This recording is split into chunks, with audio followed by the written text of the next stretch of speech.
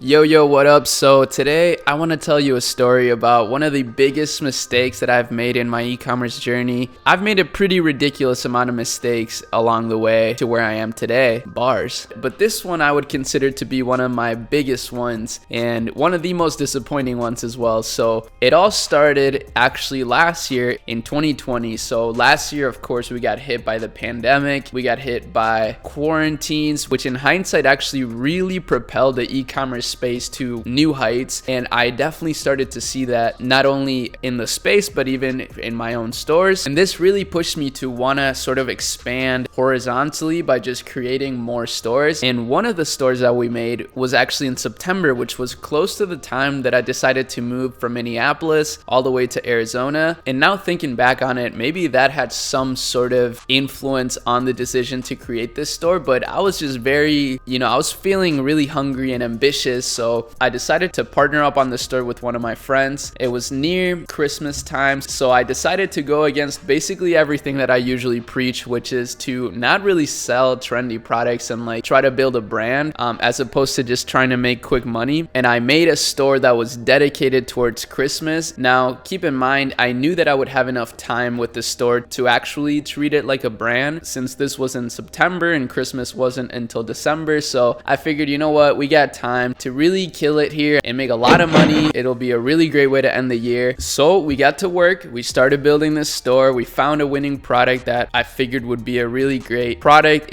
Now looking back on it, it was kind of a dumb product, but we got tricked by AliExpress. And here's kind of where the mistake came in. And this is just such a beginner mistake, and it's kind of embarrassing to talk about low key, but I'm trying to keep it real with you guys. And I just want you to see that these sorts of things happen to everybody, and it's good to reflect on it so that these mistakes don't happen again. So we found this AliExpress listing with some really dope Christmas lights that I'd never really seen in the United States. So I figured, you know what, this is a great product to sell. These are sick lights. The supplier provided us with a really nice video, and as soon as we saw that, we got to work. We created this store in literally not even a full day, and before the day was even over, we already had ads running on Facebook. And not to anyone's surprise, really, this product popped off right away. So first day with ads on, we sort of broke even. Second day, we had like a 2x return on ad spend on Facebook. Third day, we had like a 3x return on ad spend on Facebook. So things started to dramatically get better and better. And as we started to see that, we decided to just scale this to the moon right away. And this is where the number in my thumbnail comes from. It's not clickbait. We literally reached 10K a day in less than 10 days. So keep in mind, we literally went from finding this product to 10K a day within the span of a couple weeks. That in itself is bound to end in disaster. And the first sign that this was the case was we started getting threats from companies that claimed to have this product patented. Right away, this was obviously a huge bummer. I'm sure anyone who has scaled a product on Facebook has probably experienced companies trying to take you down this way, and it's really wise not to just follow blindly and do as they say. You got to be a skeptic and sort of call them out on their bullshit if it does seem sketchy. But unfortunately, one of the brands that reached out to us actually claimed that we were using their clips in the ad that we ran. So we never actually took the time to make sure that the clips that the AliExpress supplier provided us were clips that we were able to use. So right away, that was a huge bummer. And the funny thing is that they weren't the only people hitting us up. There were tons of other dropshipping stores that were way worse than ours that were reporting us to Shopify for using their content, even though the content wasn't even theirs. And they did even succeed in getting our listing taken down, but luckily Shopify didn't budge. We submitted a counter DMCA takedown, and they actually sided with us in this case and let us continue to run the store. But by this time,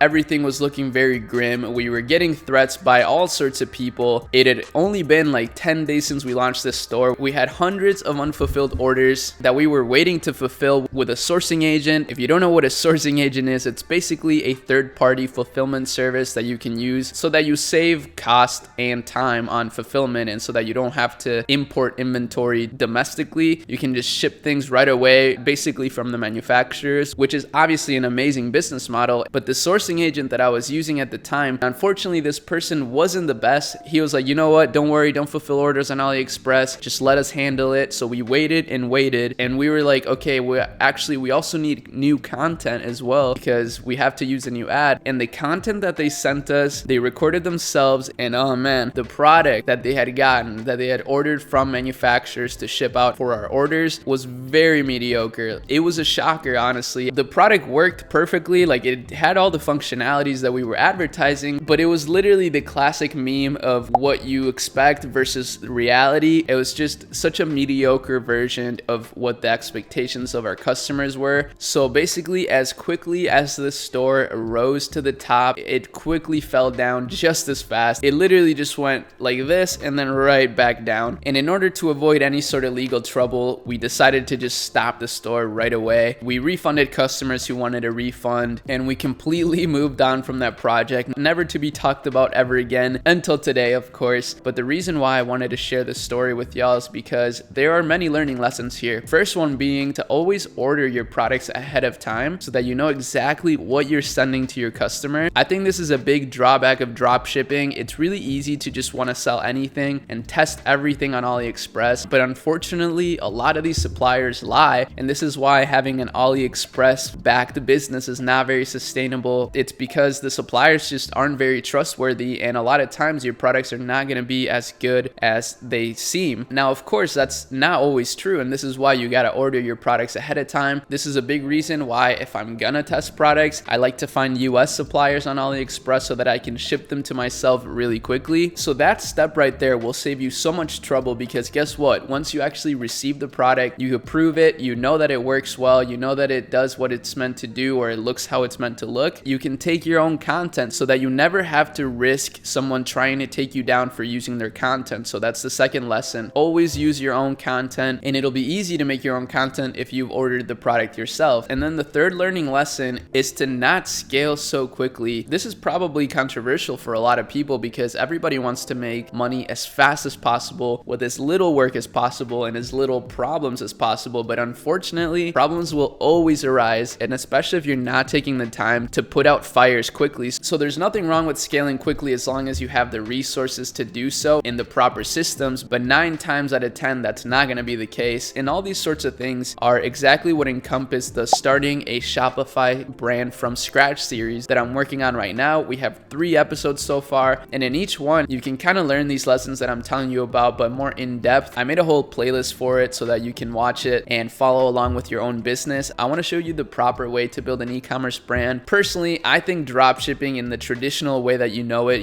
just trying to find trendy products on AliExpress, testing a billion products a week, I think that's a very outdated way to build a business and not sustainable in any way. I wouldn't say it's necessarily unethical, because at the end of the day, a business is a business, but it does lend itself to a lot of unethical behavior. And this is why I'm trying to lead by example and show you, instead of just my already established brand, how we're actually starting a fresh brand from zero, from the very beginning. People always show the end result, but I'm trying to show you the whole journey as well. So make sure that you guys check that out in the description. I'll leave the link for the playlist, and I hope that this story entertained you at the very least, if you didn't learn anything from it. But I really do hope that you do learn something from it, and then you can apply that to your business, whatever type of business you have. These are principles that translate to so many different businesses, even like trading stocks and stuff like that. So I hope you enjoyed it, and that's basically it. I'll see you guys in my next video. Peace.